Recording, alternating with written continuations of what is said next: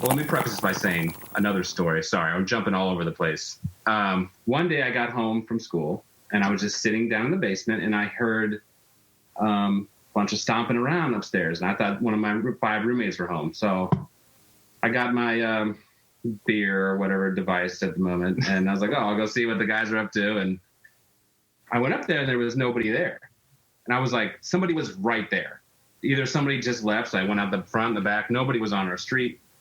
I was like, well, that's odd. Hey, what's up, Vox and Hops heads? I'm Matt, the vocalist of Cryptopsy and the host of the Vox and Hops Metal Podcast, brought to you by Sound Telemedia and Evergreen Podcasts, where I sit down with fellow metal musicians, talk about their lives and music while sharing a craft beer. I hope you've been having a killer week so far. I most certainly have been. Now, before we jump into today's episode, I'd just like to ask you to follow the Vox and Hops Metal Podcast on the podcast platform of your choice. But more than that, I would love for you to tell your bass-playing friend about the podcast. If there's someone in your life that's just a killer bassist, well, let them know that the Vox and Hops Metal Podcast exists. You could tell them that there are over 370 episodes where I hang out with some of the world's best metal musicians. We talk all about their lives and music while sharing a craft beer. If you were to encourage one of your bass-playing friends to become a brand new Vox and Hops head, that would be something that I would truly appreciate. Now, today on the podcast, I'm very stoked to finally be joined with one of my old friends, Derek Engemann of Scour. This is Vox and Hops episode number 379. I warn you, what you are about to hear is very disturbing indeed. Hey, what's up, everyone? Today I'm with Derek Engemann, an old friend, a very, very, very old friend. So old, in fact, that he was on my very first tour bus tour way back in 2008. It is ridiculous that it's taking me this long to have you on the podcast, but I'm very stoked to be with you right now. Let's start with a really, really easy one. Derek, how you doing? I'm doing great because I'm getting to see my old friend here. Crazy how long ago. I was a baby. I was a baby on that bus. You're right. That was a good one. There was Decrepit Birth Boys were with us too, weren't they? That is correct. Cryptopsy, Decrepit Birth, Unmerciful, rampaging across Europe. I was not ready, but you guys definitely helped me get ready.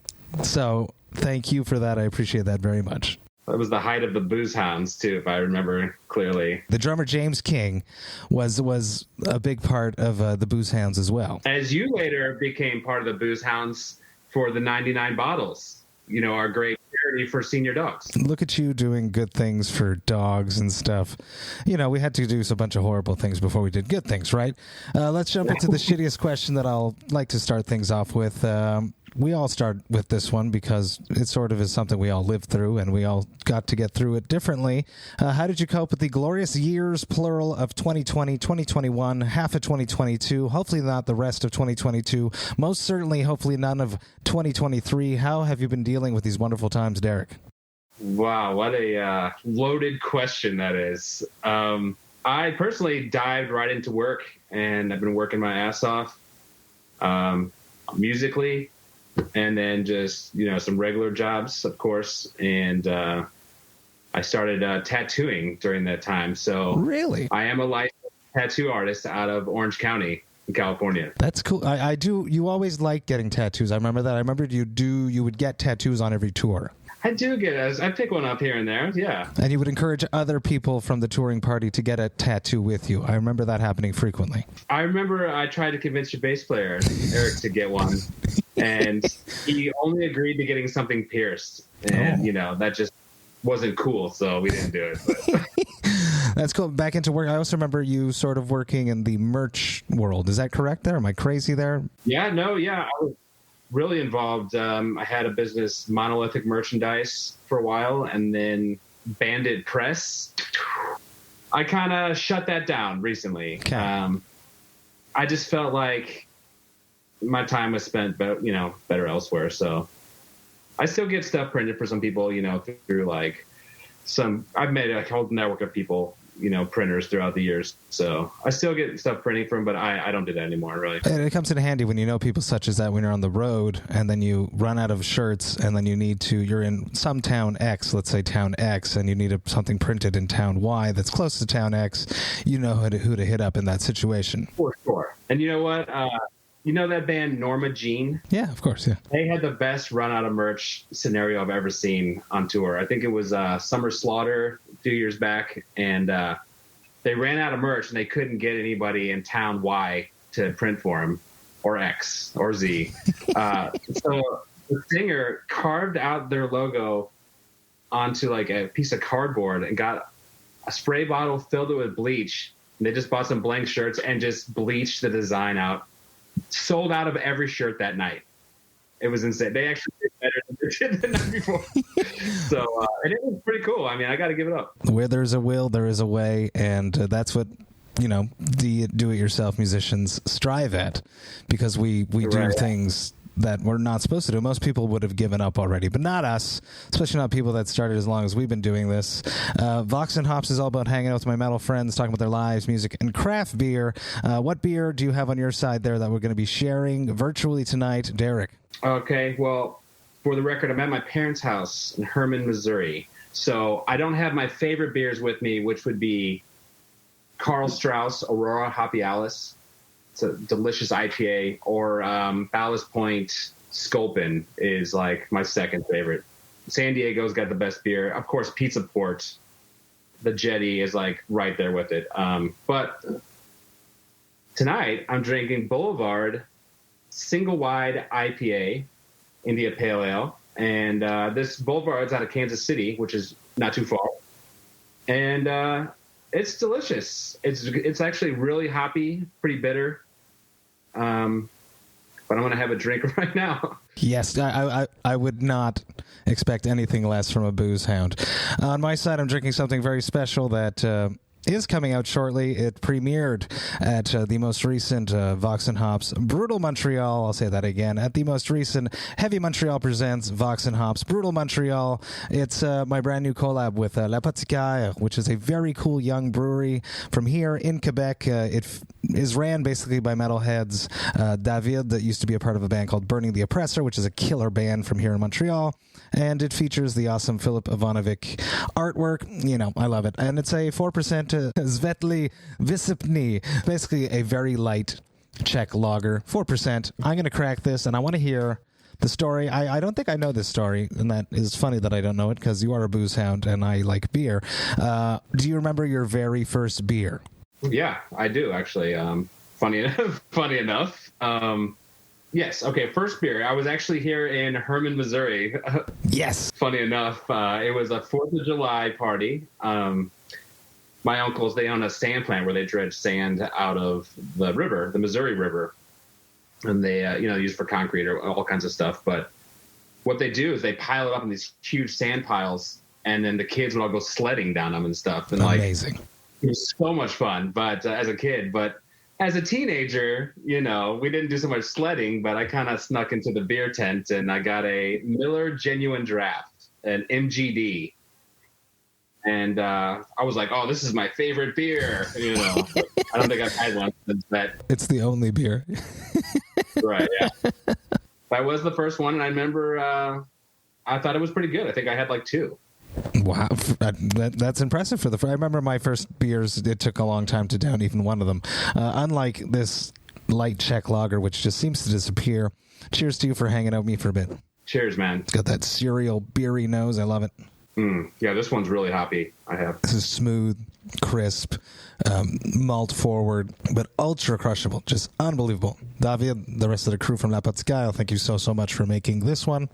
Let's dance into craft beer. You seem to have gotten into craft beer from what you're saying, Ballast Point, the Pizza Port. To talk to me about your foray into craft beer, because I was definitely not an avid craft beer nerd when we toured together. That took time. Talk to me about your craft beer evolution. I can give you a direct lineage of my craft beer evolution. Perfect. So, of course, the booze hounds, we only drink Budweiser, king of beers, man. Only option. The only option. And when I was in Topeka, Kansas, working at Spanky's Bar and Grill, they got Blue Moon on tap. Yeah. And I was like, oh, I'll try this. And the guy's like, I'll put an orange. I was like, what is this, orange in my beer, And I fell in love immediately. And so don't tell the other hounds, but I switched to drinking Blue Moon like exclusively. And And then once I grew up a little bit, I realized Blue Moon's kind of gross. So I started drinking Hefeweizens a lot. And like Hoegaarden was a big one for me. I have German heritage, so I like a lot of the German Weiss beers. But after a while, I don't know, something happened. Like I moved to San Diego. I've been there for 12 years. And for the first 8 years, I just couldn't do IPAs. I was like, it's just way too hoppy. I just couldn't do it. And then one day I was like, give me an IPA, and I just couldn't turn back. And now, like, that's all I drink, So it just, for some reason, after 8 years being there, it just finally got to me, and that's all I drink now. I think that's super interesting. And for people that don't know, the Booze Hound is a band that you've been doing since early 2000s, where you guys walk up onto stage with cases of beer and leave the stage, and the cases are basically empty. How much of that beer went into your mouth versus all over the place is questionable, but they definitely leave with empty cases. I wonder if you getting into IPAs more after so many years has to do with the craft beer scene evolving and becoming more juicy IPAs versus the palate scrapers, as I like to call them, the high IBU, very bitter, hop-forward IPAs. And there was definitely like an evolution in the craft beer industry that seems to match that timeline. Yeah, I think that's definitely true, because when I started getting the IPAs, my favorite one for a while was the Sculpin Grapefruit Sculpin.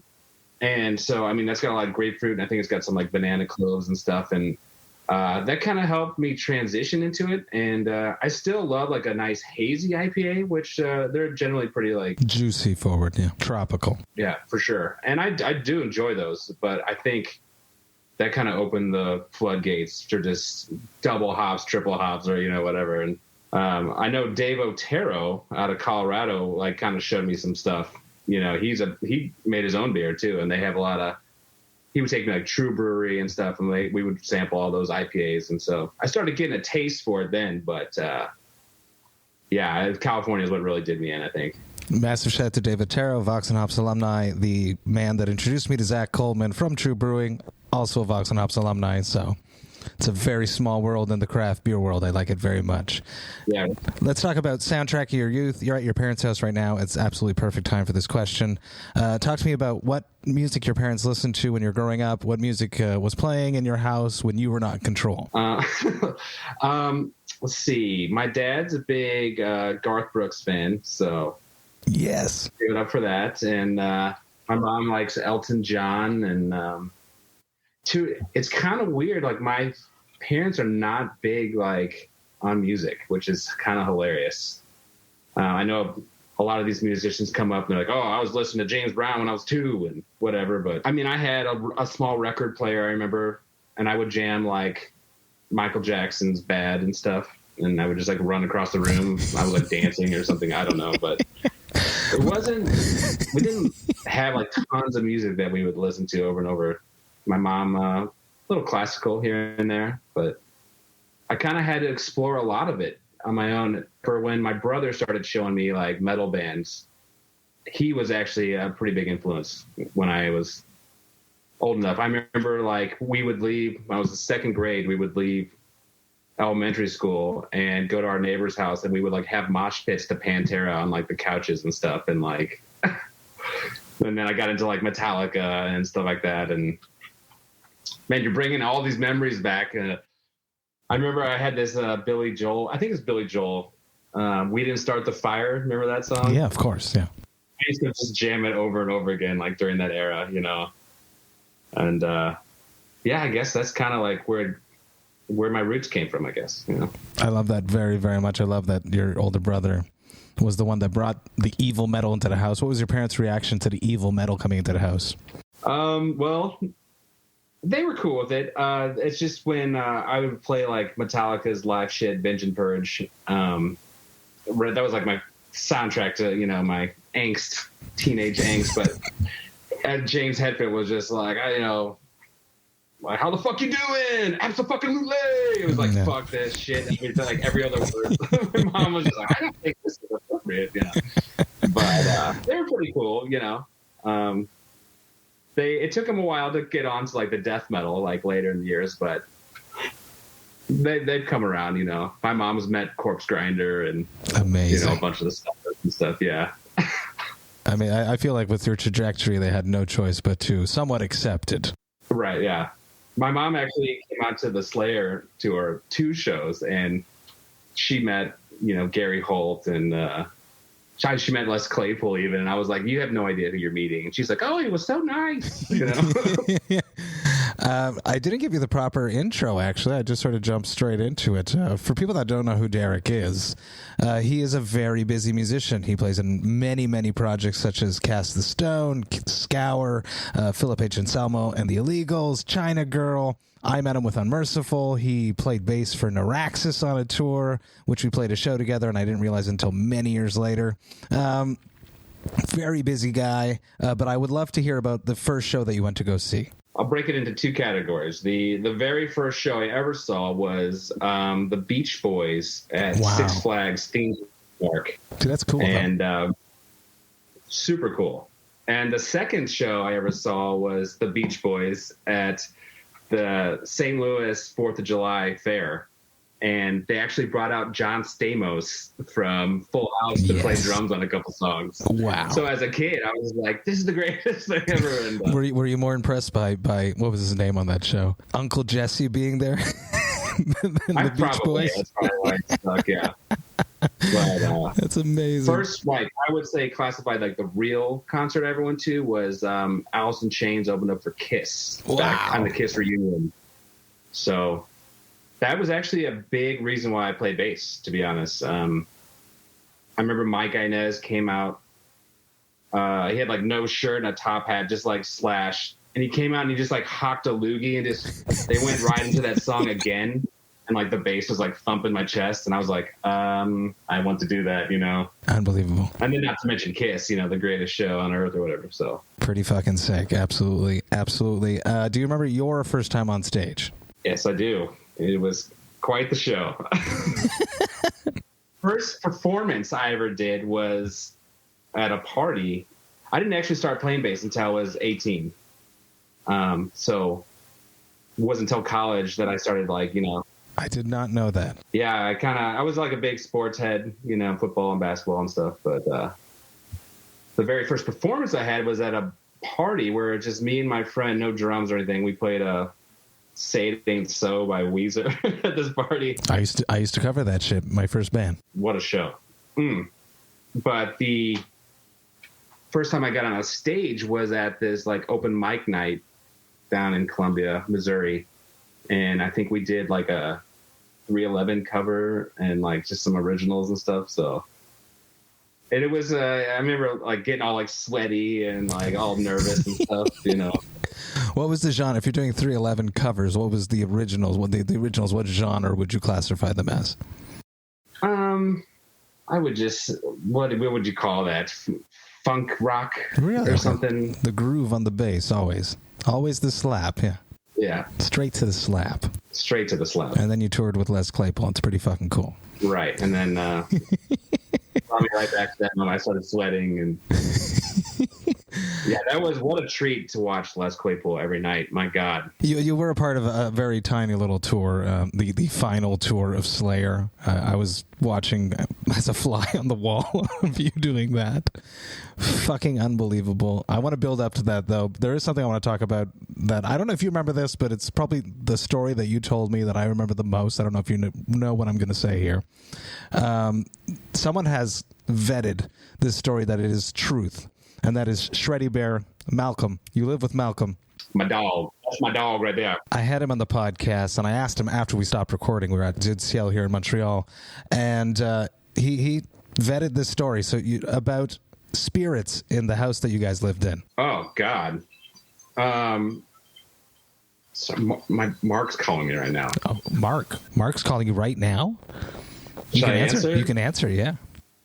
On the cast? Oh, I missed it. I don't mean to interrupt you, but this is how unprofessional of me. No, I like the Mark. Who's Mark from Mark, because I lived with Mark in this house. No. Bring him in. Yeah. He should join us. I like this. Mark from Misery Index is calling you right now, and he lived in this house with Shreddy Bear, with the only guy that calls him Shreddy Bear, but it's how I remembered him. So I didn't actually live with Malcolm in that house, but I definitely told the story a bunch of times, and it's a long story that'll give me goosebumps and shit. Like, but that's what I remember you doing. You were like, I have goosebumps right now after telling it, and all your hairs on your arm were standing up. Yeah. Total it's a true story. Flashback.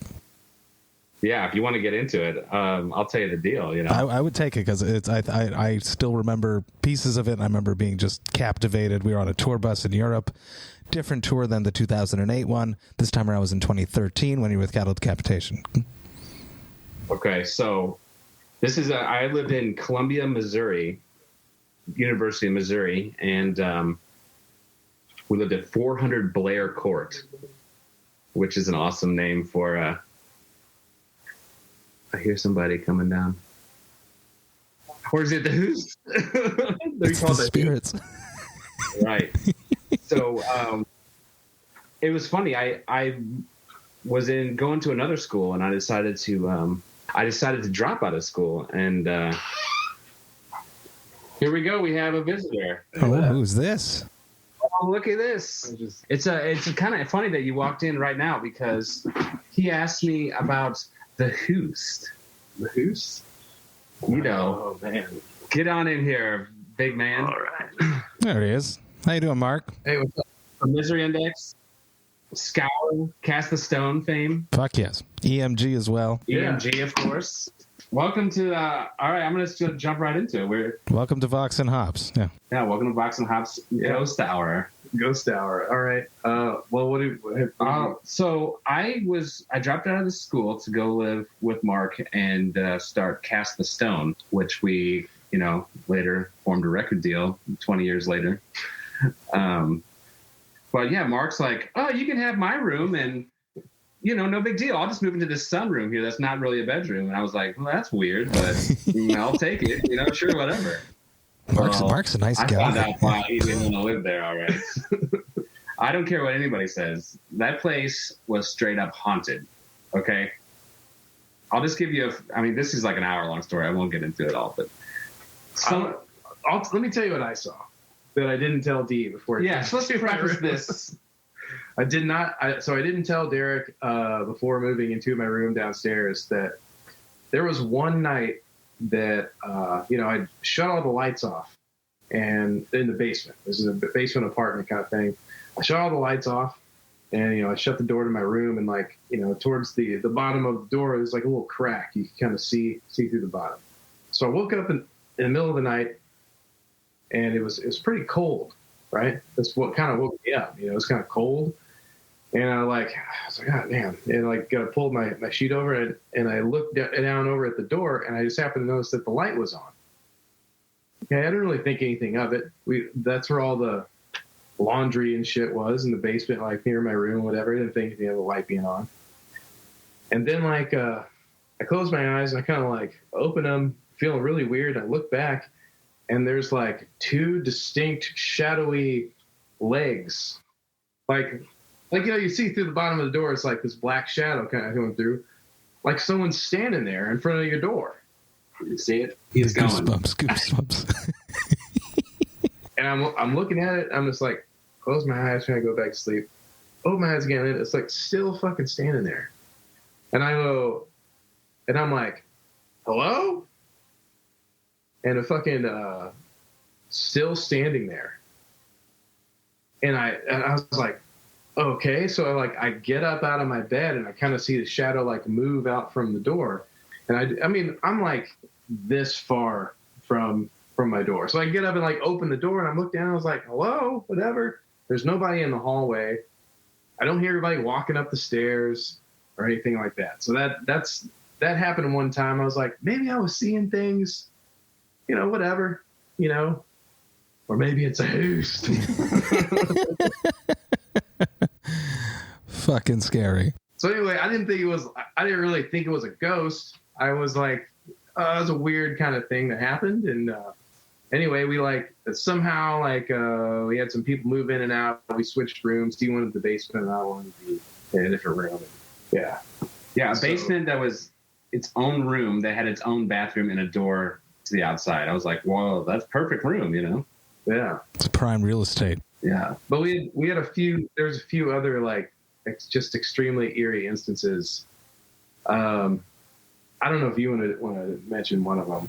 I remember something about a staircase is something that I remember. Let me tell you a couple breakdowns of these. So I'm moving in, as Mark was saying. So you have the stairs that go down into our little jam room where Cast of Stone jammed. The hallway that had a door separating into the hallway, and there is a little laundry unit. And then the hallway, and then the back room, the bedroom. So I was moving in, and I was like, I'm running some laundry. I walk in, I open the door and hold up my laundry basket. And I go and I throw some laundry in, and I start it. And I'm sitting there, and all of a sudden, out of nowhere, just the laundry stops working. And I was like, why did the laundry stop? I just started it. So I stand up, and as like Mark said, I felt the chill on the back of my legs, and like, seriously, the hair's like standing up, right? Look at the hair standing up. I'm just like, oh my God. So I was like standing there, I'm like looking around, like, what happened? And all of a sudden in front of me, I see this wispy figure walk right in front of me. Wow. Towards the washer. And I could see it was almost like a gray wash, like hair flowing, went straight to the washer. And I was just like, oh, hell no. So I just ran upstairs. I left everything there for like 30 minutes. So I went upstairs, I was putting stuff away, and I was like, come on, you got this. That's nothing. You're just scared, you know? I go back downstairs a half hour later, and I had a box of stuff, and I'm carrying it, and I stepped over the basket holding this door open. Walked down the hallway into the room, set down the box, turn around, and the door I just went through completely flushed shut. The basket of clothes had not moved. Wow. So I went out the back door and just ran. Like, I don't think I came home that night, you know? So that was like the first thing. And then weird things started happening. Like Mark said, the shadows walking the door in front of the door in that crack. That happened a bunch of times. Like I would see like a shadow walk and stop, and then I'd be like, hey, and it would take off. Oof. And I'd be like, well, that's evil, you know, because I'll go back to sleep now. But then there was the mirror incident. There was like, I think it was like one incident where like there was like we heard like a bunch of like noise, like someone stomping upstairs. We were in the living room, like, and we're not in the basement, we're in the living room. It's a 2-story house. And up in what was Jesse's room, we hear somebody stomping around up there, but no one else is home, and we're like, there was like 4 of us or something in the living room.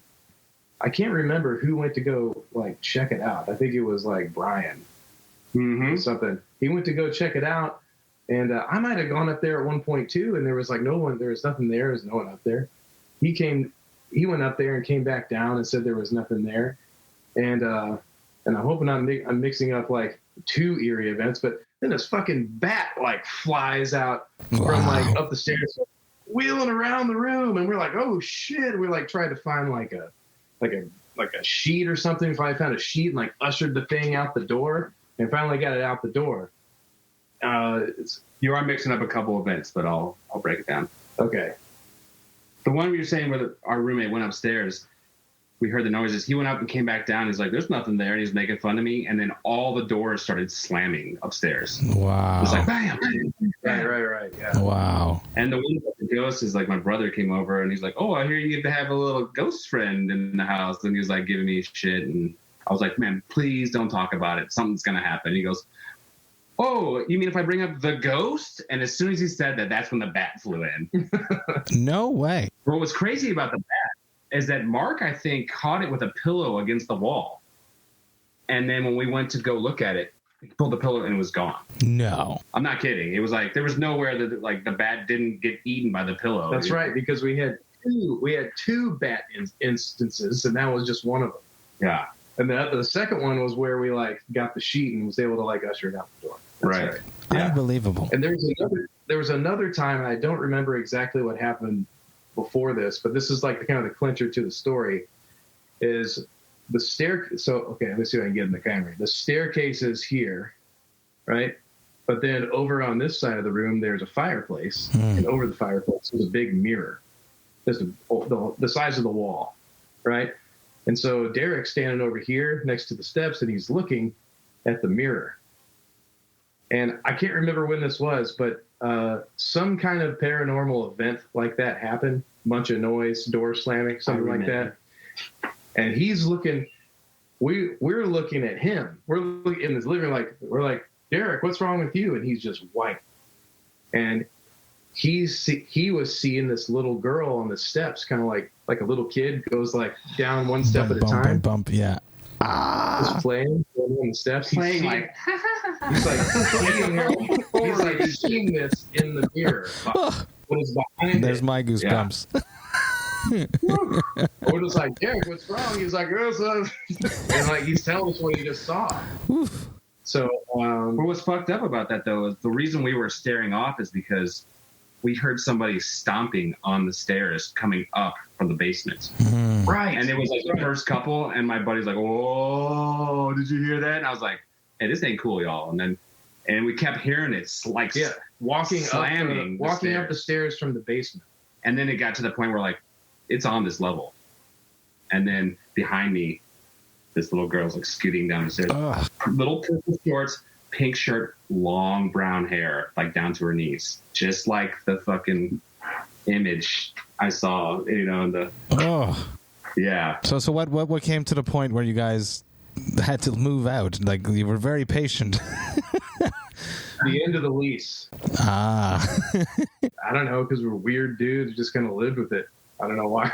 Before I moved into that house, before anybody did, it was like a bunch of our friends had lived there over the years, including this old man, Bruce, who was like 55, living in the basement of like some college kid's house. Really weird, But I ran into him at a bar one night, and I was like, well, let me preface this by saying another story. Sorry, I'm jumping all over the place. One day I got home from school, and I was just sitting down in the basement, and I heard bunch of stomping around upstairs, and I thought one of my 5 roommates were home. So I got my beer or whatever device at the moment, and I was like, I'll go see what the guys are up to. And I went up there, and there was nobody there.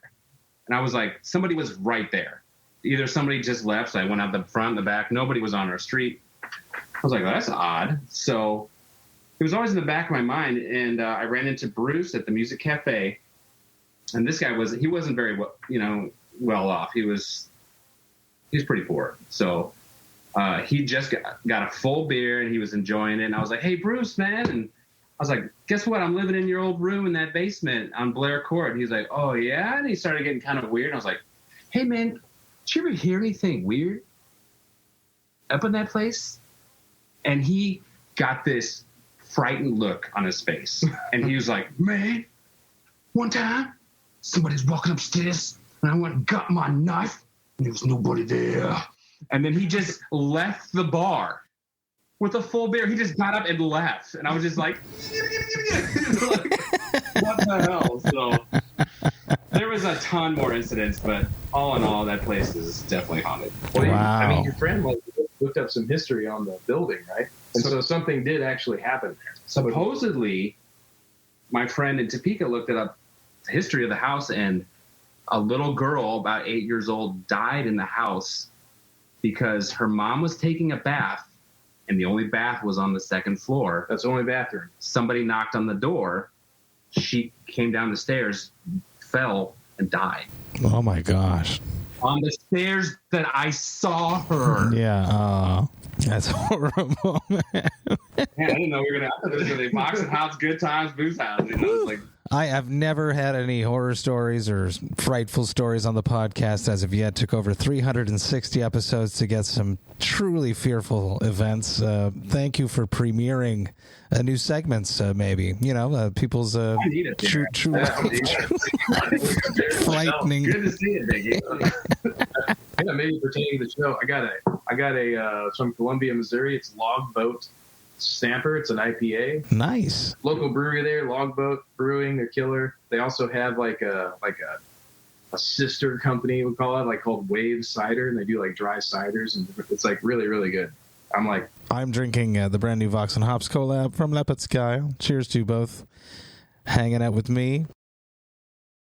I want to dig into, you were moshing to Pantera. There was a time that you were at a bar with John Jarvis. He told me the story. Chase was there, and you guys wanted to start a black and death metal band, and the conversation of who the vocalist should be, Phil Anselmo, came up. So talk to me about the story. I imagine, knowing you, you're very personable. You played those house core fests when you were in Cattle. I assume you guys became friends at that point, you and Phil. Talk to me about that conversation of bringing him back to doing extreme vocals, which is really what happened with Scour. It's my pleasure to talk about this story.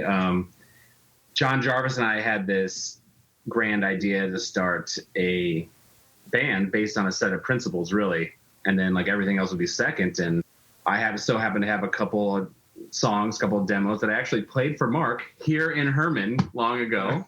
Full circle. Full circle. I love this. Yeah, Thanksgiving or something. Yeah, it was on Black Friday. John Jarvis was tour managing Cattle together, and we played in San Francisco. So Chase came out, the homie, and we were just at the bar, and I think that we were like, man, it would be cool if like Chase was in our band. You know, we didn't really know what type of band it was going to be yet, and I remember saying something like,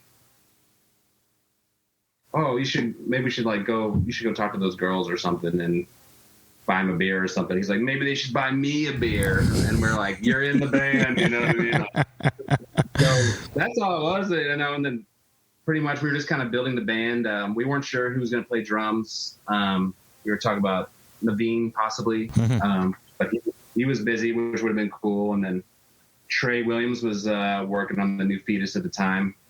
I think it was Reign Supreme or some killer record. That's that record rules. So we ended up going with the Cast of Stone homie, of course, Jesse, for the first record. But then John and I were like, well, who are we going to get to do vocals?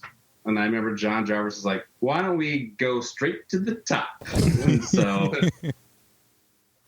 he just emailed Phil, and we all had a good rapport at that time, and just sent Phil the demo, and Phil said, I'm in. Unbelievable. I could kill this easy, he said. Amazing. And yeah, it just kind of fell together. It's the kind of story you wish there was more details to, but there isn't. Right, yeah, it just kind of happened. I'm in. I'll kill it. Like, and then he did. We did make a trial video. We're like, all right, I guess we'll let you in, you know. And then Mark worked his way in a few years later, you know. Mm-hmm. I think it's a killer project. I've really enjoyed Scour, everything you've been releasing. I'm sure there's more stuff in the works. I don't know, we could talk about. It'd be nice if you could, but if you can't, that's cool. I will give you a moment of silence in case you do want to talk about that. Besides making awesome mouse pads and things of that nature, we are working on the full-length record. Nice. Yeah. So we've always done, we've had 3 EPs, which was by design, actually. We were like, we're going to have 3 EPs, 6 songs each, 6, you know. And then when we're done with that, we're going to make the full-length record. So we're going to release that through Housecore Records and Nuclear Blast. Not all the songs are finished, but a lot of them are, and they're fucking ripping as hell. And it's just the Pantera schedule is going to, you know, we're just going to fit in where we can with that. Phil's definitely busy getting ready for that right now, but he also has revamped his home studio. So, I mean, like a complete makeover. So we might just record it down there. We've talked about. So that would be amazing. Just completely immersed all together. Mm-hmm, mm-hmm. So yeah, it works. It's going to be coming soon. Exciting. You've mentioned his name 2-3 times, so I have to give him a shout out. Jesse Schobel, Storm Ruler now, Cast the Stone as well. Easily one of the funniest dudes I've ever spoken to on the podcast. He had me laughing the whole time I met him in person. It was the same thing. So shout out to him. Then you sort of found yourself. You right there. Go for it. Let me stop you right there. Not only did I just play golf with Jesse the other day, but, and this is why you got to push back the release date on this. I just confirmed with Jesse, I will be doing bass on the Storm Ruler tour in Europe with Dark Funeral, yes, Ingested, and Cannibal Corpse, of course.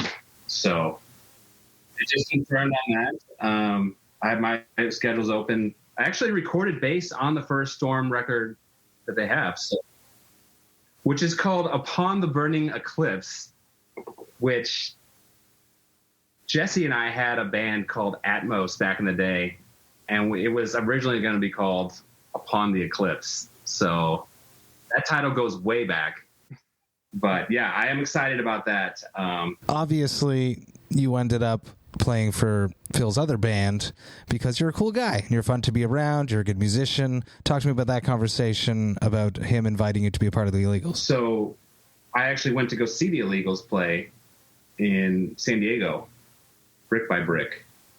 And I just went to go, they were in town. I was like, I got to go see Phil and the guys and Kate and all that. And I might have brought him a little treat, a little of the green variety. And I just went there to say what's up. And that was the first night that they did like a whole like half Pantera set.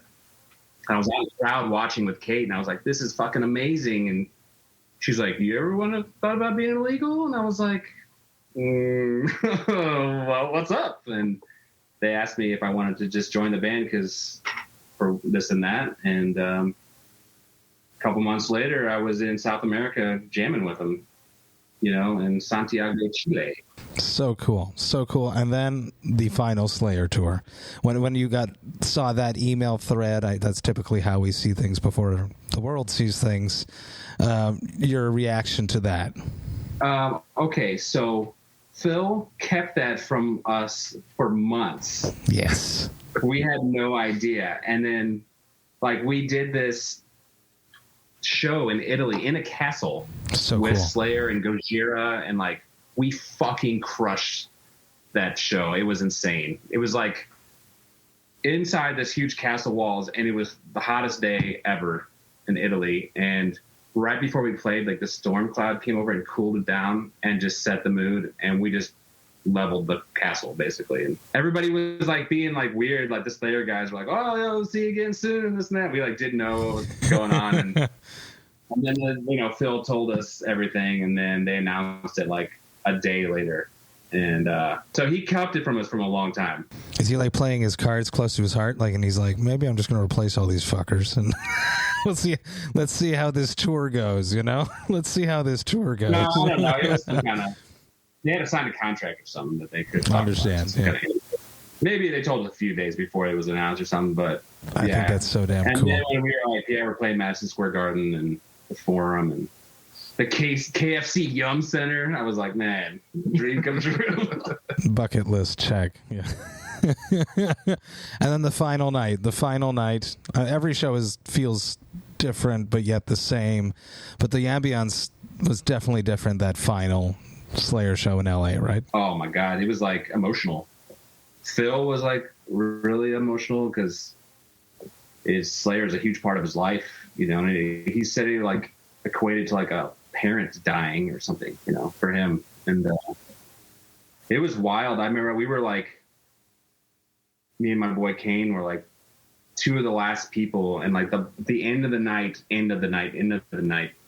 hangs were done in the Illegals bathroom because Phil could smoke cigarettes back there, and it was Tom Araya and Kerry King and all these people hanging out and just in the bathroom. I was like, this is it. Yeah. It's like high school all over again. But yeah.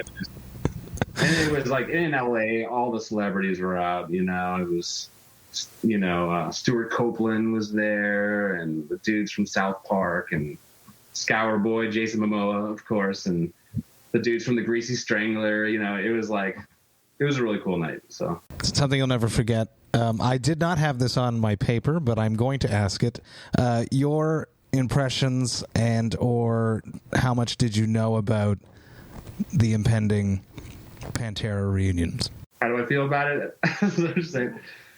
Well, for me personally, I'm fucking stoked. I mean, it's just kind of unfortunate that I played bass in the Illegals, but don't get me wrong. Y'all never not miss jamming in front of hundreds of thousands of people playing the hits, But for me, I'm super stoked about it, and Phil kind of told us a little while ago, we were going to take a little break, and then he had something going on and didn't quite tell the whole story. And then I kind of found out bits and pieces here and there, but it was hard to sit on for a while because I couldn't tell anybody, like didn't tell Mark or any, couldn't tell anybody. And it was hard to sit down just knowing that the biggest fucking thing in metal is about to happen. But I'm super stoked. And like from being on like the illegal side, like these tributes, whatever you think about it, it's not the brothers. Of course it's not the brothers, but these tributes mean a lot to me, to the fans, to Phil, to Rex, like grown men weeping at every show we played, meet and greets, we're just crying. And there's like talking about how Pantera changed their lives, and half the people couldn't even like see them. Well, yeah, there's a lot of people where Pantera like is like their cornerstone of metal, and they like never got to see the band ever. Right. So, like here you have two of the original members still alive. It's like they aren't spring chickens, man. I mean, it's like they should absolutely do this while they're still able to. Mm-hmm. Exactly. Everyone kind of like wants to play politics and hem-haw and whatever. It's like, throw that out the window, man. We're human beings. We're here for a finite period of time. It's like they have this time to even be able to do this, right? And the people that never got to see Pantera live, now they can at least get an approximation of some sort. Why would you not do that? Why would you deprive people of that? Yeah. Phil always says that songs are bigger than him, bigger than the band, Yeah. So, and it's kind of interesting, like, a memory has come flooded again.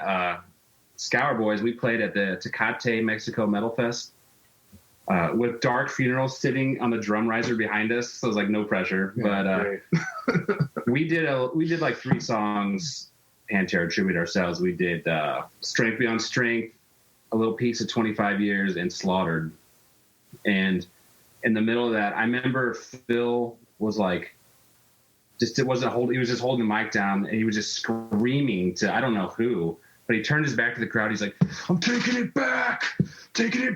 And I remember just being like, oh my God, something's happening. Like, and then shit did happen. Like the Illegals tribute happened after that. And I remember that specific moment, like something in the world opened up, you know what I mean?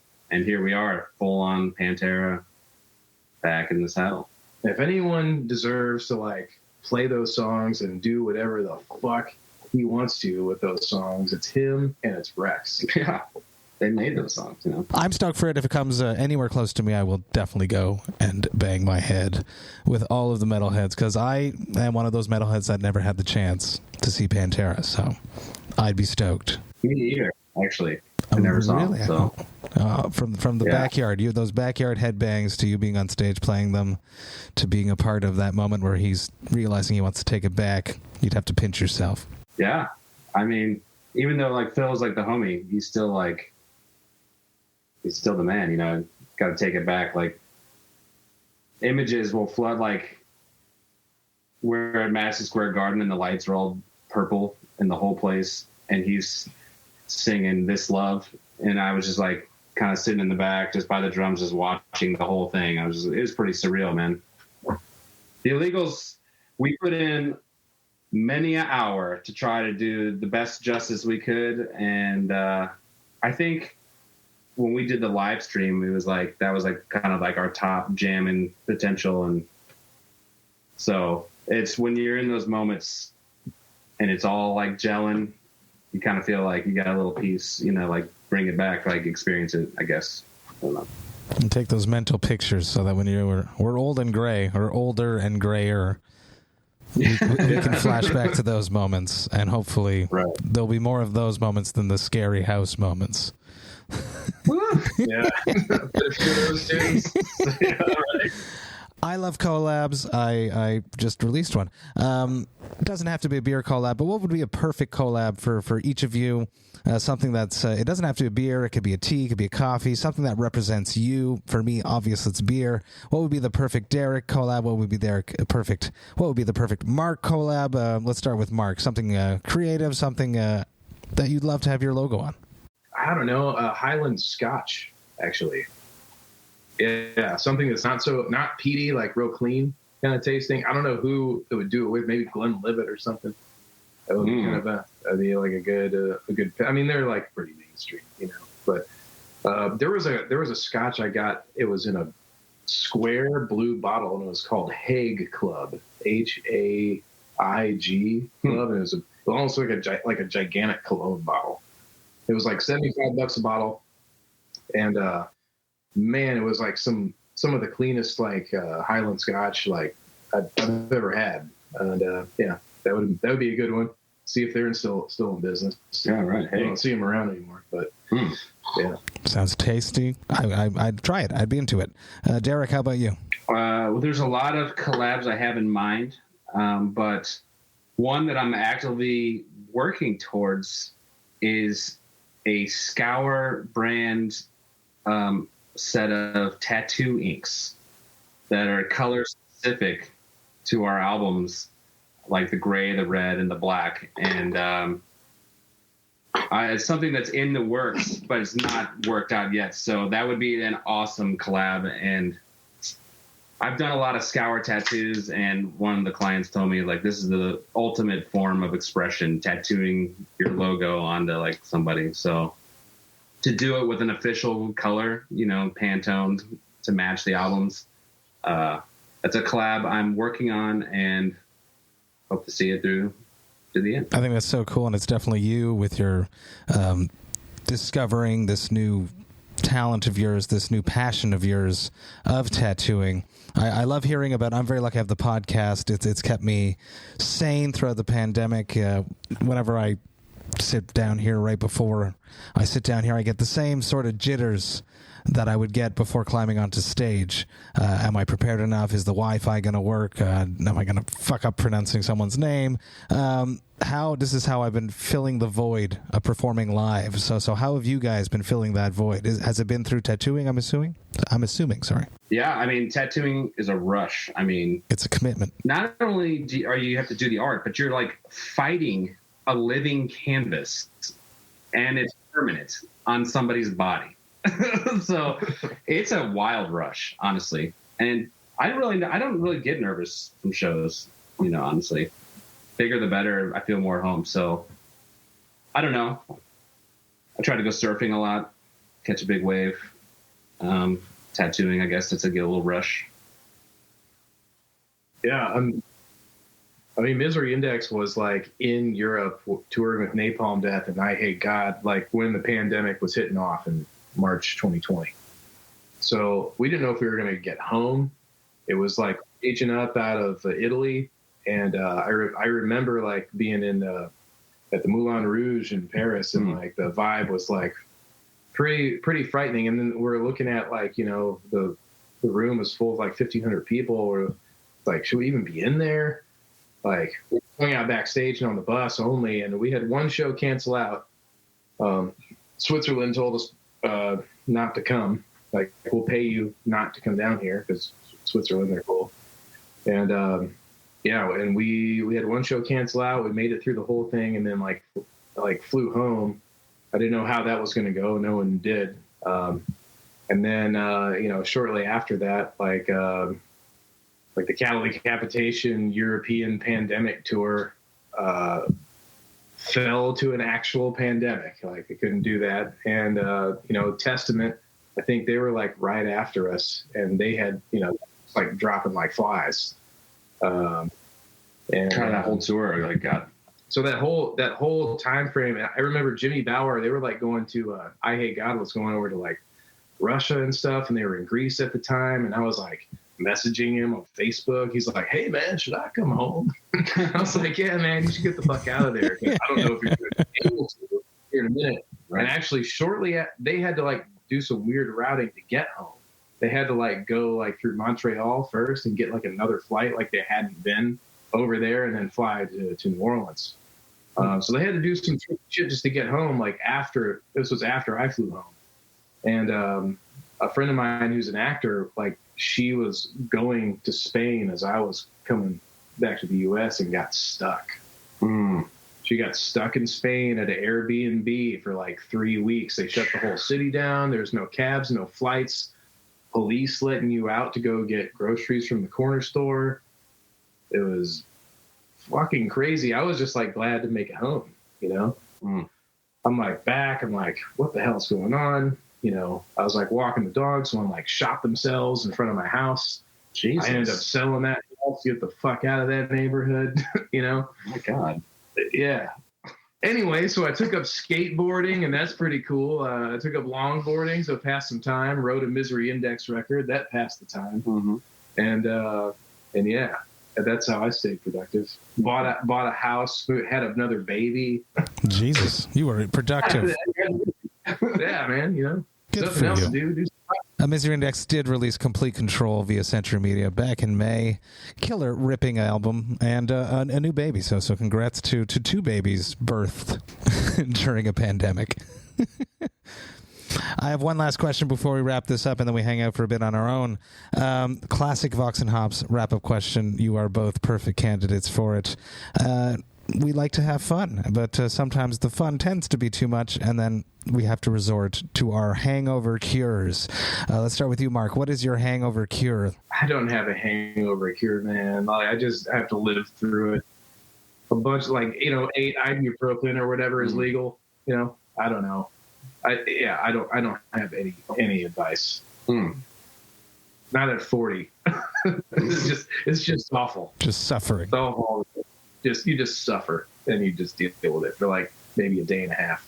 How about you, Derek? There's 4 things you can do to get through a hangover, in my opinion. So, number 1 is this is especially prevalent where I live in San Diego. The acai bowl. It's a Brazilian berry, kind of like a smoothie type thing. I don't know if you're familiar, but there's been times where I'm like, I don't think I can go to work today, and then you power down a bowl, and then you're good. I would say that, coupled with a mimosa, to take a little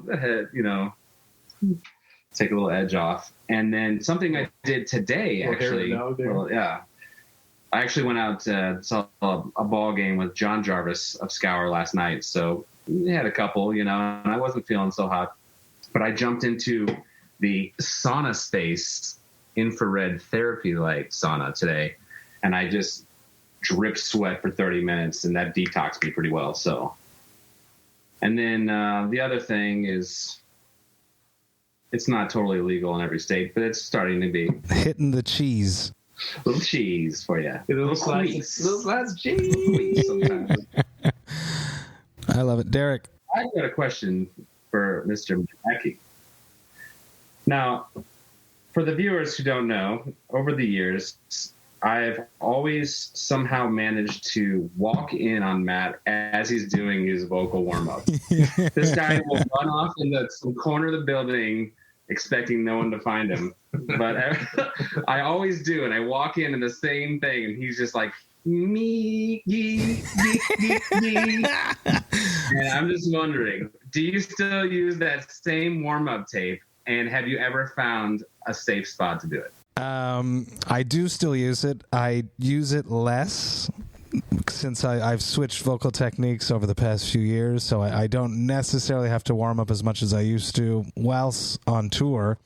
But I have not found a safe spot, let's say. I do it typically backstage while the bands are playing now is what I do now. But I do stand, it's the Melissa Cross Zen of Screaming, and I think it's number 6 on it, the me-gee, he that you're talking about.